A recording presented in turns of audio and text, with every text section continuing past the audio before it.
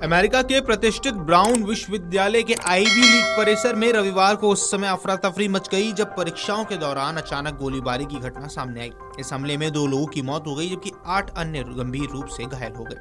घटना के बाद पूरे कैंपस और आसपास के रिहायशी इलाकों को सील कर दिया गया। पुलिस हमलावर की तलाश में बड़े पैमाने पर सर्च ऑपरेशन चला रही है। अधिकारियों की माने तो हमलावर ने काले रंग के कपड़े पहन रखे थे और वारदात को अंजाम देने के बाद मौके से फरार हो गया। गोलीबारी की सूचना मिलते ही स्थानीय पुलिस, राज्य पुलिस और अन्य सुरक्षा एजेंसियां तुरंत हरकत में आ गई। ब्राउन यूनिवर्सिटी के ऐतिहासिक ईंटों से बने भवनों वाले पूरे इलाकों को घेर लिया गया। सुरक्षा कारणों से न सिर्फ विश्वविद्यालय परिसर बल्कि आसपास के रिहायशी इलाकों में भी लोगों की आवाजाही पर रोक लगा दी गई। घंटों तक शैक्षणिक इमारतों, हॉस्टलों और आसपास के भवनों की गहन तलाशी ली जाती रही ताकि ये सुनिश्चित किया जा सके कि हमलावर परिसर में कहीं छिपा तो नहीं है। पुलिस के उप प्रमुख टिमोथी ओहारा ने मीडिया को बताया कि प्रारंभिक जांच में ये सामने आया है कि संदिग्ध एक पुरुष था जिसने पूरी तरह काले रंग के कपड़े पहन रखे थे। उसे आखिरी बार इंजीनियरिंग की इमारत से बाहर निकलते हुए देखा गया था जहां गोलीबारी की घटना हुई है। एक वरिष्ठ कानून प्रवर्तन अधिकारी ने यह भी बताया कि हमलावर ने हैंडगन का इस्तेमाल किया था। हालांकि अभी तक हमलावर की पहचान और उसके मकसद को लेकर कोई आधिकारिक जानकारी साझा नहीं की गई है। रिपोर्ट्स के अनुसार गोलीबारी बारस और हॉली बिल्डिंग के पास हुई है जहां एक 7 मंजिला अत्याधुनिक कॉम्प्लेक्स है जिसमें यूनिवर्सिटी का स्कूल ऑफ इंजीनियरिंग और भौतिकी विभाग स्थित है।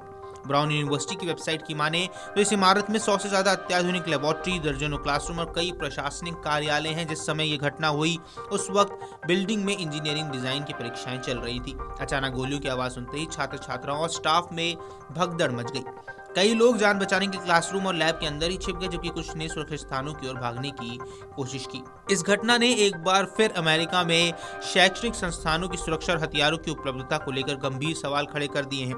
खास बात यह है कि ये गोलीबारी रोड आइलैंड राज्य में हुई है जहां देश के सबसे कड़े हथियार कानून लागू हैं। रोड आइलैंड में हथियार रखने, बेचने और इस्तेमाल करने को लेकर सख्त नियम है। इसके बावजूद इस तरह की हिंसक घटना का सामने आना राज्य प्रशासन और सुरक्षा एजेंसियों के लिए अब चिंता का विषय बन गया है। आपको बता दें, डेमोक्रेटिक पार्टी के नियंत्रण वाले रोड आइलैंड असेंबली ने असॉल्ट हथियारों पर प्रतिबंध लगाने वाला विधेयक पारित किया था। ये कानून अगले जुलाई से लागू होने वाला है जिसके तहत कुछ उच्च क्षमता वाले हथियारों की बिक्री और निर्माण पूरी तरह से रोक दी जाएगी। हालांकि मौजूदा कानून के तहत पहले से मौजूद हथियारों को रखने पर पूर्ण प्रतिबंध नहीं है।